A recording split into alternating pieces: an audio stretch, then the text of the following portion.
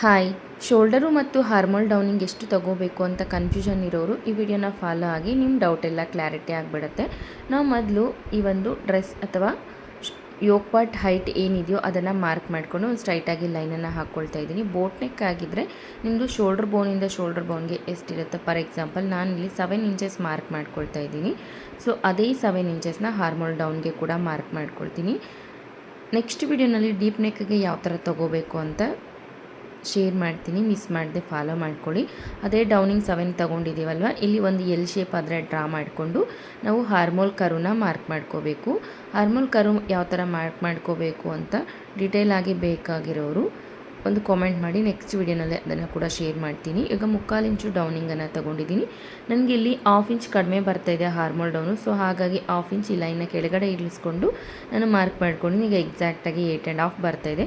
ನಿಮಗೆ 8ಗಿಂತ 7.5 ಬರಬೇಕು ಅಂತ ಈ ಲೈನನ್ನು ಮೇಲೆ ಜರುಗಿಸ್ಕೊಂಡು ಟ್ರೈ ಮಾಡಿ.